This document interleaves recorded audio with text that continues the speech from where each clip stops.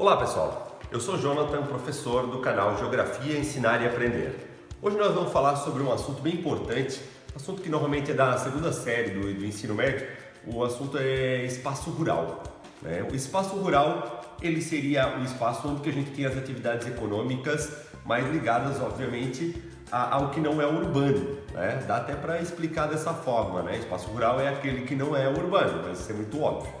Então a gente vai dizer que no espaço rural a gente tem as seguintes atividades como principais: a agricultura, que é o cultivo de alimentos, vegetais, a pecuária, que é o cultivo de animais e a criação de animais, e o extrativismo, que pode ser vegetal ou pode ser mineral. Então essas atividades são representadas pelo espaço rural. Dentro do espaço rural nós temos alguns sistemas. Esses sistemas podem ser classificados de diversas formas. Depois a gente vai falar sobre a questão do tamanho das terras, minifúndio, latifúndio. Agora a gente vai falar um pouco sobre a intensidade da produção. Eu posso chamar os sistemas de intensivos ou de extensivos. Os sistemas intensivos são aqueles que vão, em geral, ser mais monocultores, ou seja, produzir sempre a mesma coisa em cima da terra e fazer um uso intensivo, um uso maciço da terra, e muitas vezes a gente acaba tendo que suplementar o solo e tal, porque acaba esgotando sempre o mesmo tipo de nutriente. Você vai olhar para uma plantação de soja, uma plantação de milho, em geral grãos, praticam bastante o cultivo de técnicas mais intensivas. Então você vai lá ver 20, 30 anos utilizando o mesmo solo. E muitas perdas ambientais acabam acontecendo no solo do próprio proprietário daquela terra quando ele pratica um sistema intensivo. Uso contínuo do solo, rotação de cultivos, fertilizantes, seleção de sementes, seleção de espécies, mecanização, grande rendimento, produção por hectare elevada e mão de obra mais qualificada. Você não vai ter um monte de agricultores com uma enxada numa agricultura intensiva. Você vai ter uma agricultura com tratoristas, com pessoa com um pouco mais de qualificação. Então é uma agricultura mais qualificada. Aqui aparece rotação de cultivos, mas ela é muito menor do que na classificação da extensiva, pode ter certeza. Então até poderia tirar isso dali. Aqui a gente observa uma grande monocultura, de milho aqui provavelmente, ou de soja. Então a gente tem grãos como sendo os principais produtos produzidos nesse tipo de cultivo. Observe um monte de colheitadeira, cada uma com um trabalhador dentro. Hoje em dia nós temos até na agricultura de precisão colheitadeiras que são automatizadas, nós temos drones que monitoram a produção agropecuária. A agricultura intensiva ela investe pesadamente no incremento tecnológico do negócio todo. A gente vai chegar até na agricultura de precisão. A agricultura de precisão é a agricultura laboratorial, é onde a gente vai investigar quais coisas estão funcionando melhor para depois levar para os agricultores de um modo geral. A Empresa Brasileira de Pesquisa e Produção Agropecuária, a Embrapa, ela faz agricultura de precisão. Ela testa, ela verifica novos modelos de produção, e sim, ela com certeza vai estimular a rotação de culturas, o que quase ninguém acaba fazendo dentro da agricultura intensiva. O solo sempre é usado para pasto, o solo sempre é usado para soja, sempre é usado para milho, infelizmente. Sistema agrícola extensivo é o sistema mais rudimentar, mais fundamentado na agricultura que a gente chama de tradicional. Ele está fundamentado em derrubar a floresta, esgotamento dos solos, não que o outro também não derrube a floresta, esgota o solo, ele vai usar até esgotar, ele não vai utilizar suplementação muitas vezes em cima desse solo, daí você abandona o solo e vai para outro lugar. A intensiva não, a intensiva ela insiste em ficar no mesmo lugar e vai suplementando, isso enquanto for viável. Então a gente sabe que esses sistemas intensivos que a gente falou anteriormente, eles vão acabar muitas vezes abandonando o solo depois de utilizar por muito tempo. Eu costumo sempre falar, quando eu falo disso, de um filme chamado Interestelar. O filme Interestelar ele fala sobre esgotamento dos recursos da Terra, a Terra não consegue mais produzir alimentos e a gente tem que procurar outro planeta para viver. É um filme sensacional, utilizo como referência para inúmeras aulas. Então é um pequeno rendimento quando comparado com a intensiva, que tem gente mais qualificada, que tem semente geneticamente selecionada, ela tem um pequeno rendimento quando comparada com a outra. O volume total pode ser grande, mas proporcionalmente é menor do que o da intensiva. Produção por um ser humano, o ser humano ainda trabalha. Áreas que têm um relevo mais irregular, elas acabam tendo que praticar mais esse tipo de agricultura, mais rudimentar, porque é mais difícil a mecanização e tal. Aqui no Vale do Itajaí a gente pratica mais esse modelo agrícola aqui. Mão de obra não qualificada, então é uma agricultura mais tradicional e que às vezes erra bastante, por exemplo, na colocação de veneno. Você vai colocar agrotóxico em cima da plantação. A agricultura intensiva, ela calcula perfeitamente quanto deve ser colocado em cima da plantação. Na agricultura extensiva, muita gente pensa, mas está mais ligada a orgânico? Não necessariamente. A agricultura mais tradicional, extensiva, ela muitas vezes tem, por ter menos inteligência envolvida, ela acaba jogando às vezes mais veneno do que precisaria na plantação como um todo, então acaba sendo pior.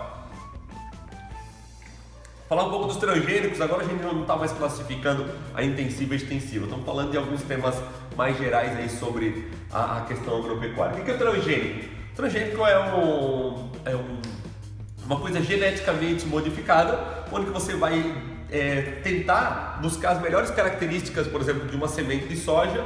Aqui cresce mais, aqui tem maior valor proteico, aqui resiste mais às pragas, e você vai isolar ela e você vai produzir só ela.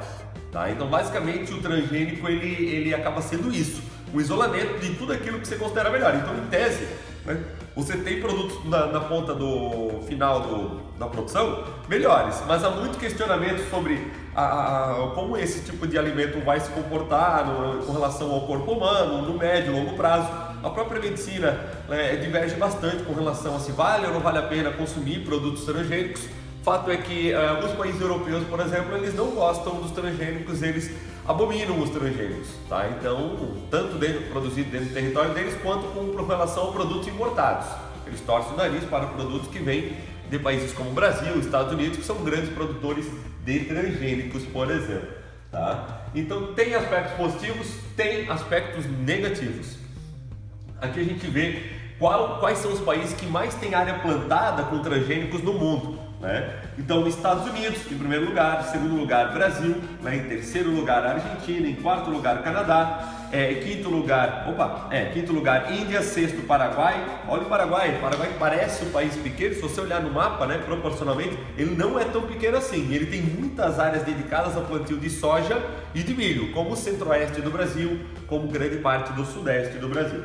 Depois Paquistão, China, África do Sul, Uruguai. Nenhum país europeu representado aqui dentro dessas 10 maiores áreas plantadas de transgênicos. Sendo que tem muitos países do tamanho da Alemanha, do tamanho da França, então não é porque o tamanho dos países europeus em geral são menores que eles não poderiam ter algum país figurado aqui nessa lista, uma vez que tem Uruguai, tem Paraguai, que são países tecnicamente aí, em termos de extensão territorial, pequenos, tá? Então é uma questão de opinião mesmo. Os seguidores dos Estados Unidos, dos modelos agropecuários, acabam aparecendo todos aí.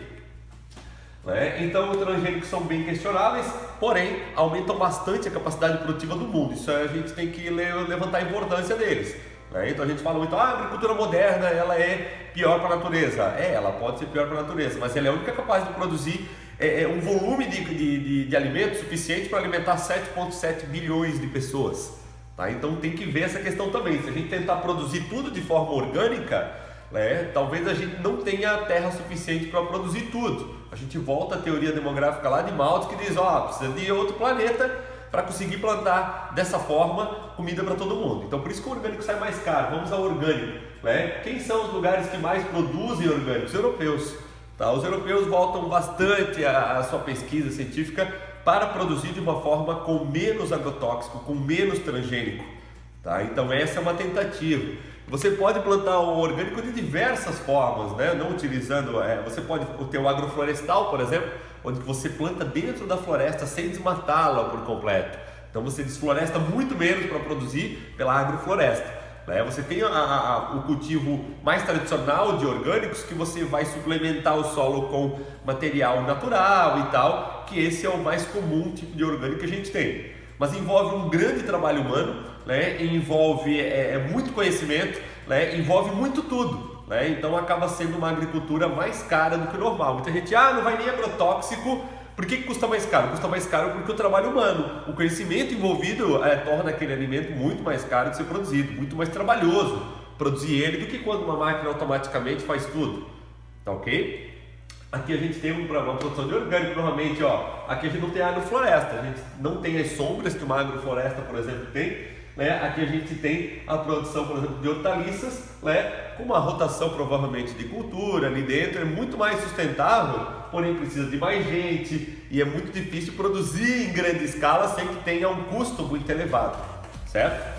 Hidroponia também entra no contexto da produção agropecuária como uma produção alternativa, né, para lugares que são de área reduzida. Você consegue produzir até mesmo em andares, né? Você pega um galpão que teria uma produtividade no solo na linha reta de X quantidade de alface, né? E você fazendo, né, isso de forma inclinada, você consegue ter X vezes 2, X vezes 3, né, a produção agropecuária, né, por dentro de canos com água. Basicamente é cano, água, e você recebe uma quantidade de minerais ali que são suficientes para a planta crescer dentro desses canos, que fazem com que a planta consiga florescer, né? Então a hidroponia e o alface, o hidropônico, acho que é a coisa mais comum que a gente tem na nossa mesa, que funciona com agricultura sem solo. Então hidroponia significa agricultura sem solo, né? Aqui a gente já começa a falar um pouco sobre a mão de obra da agropecuária.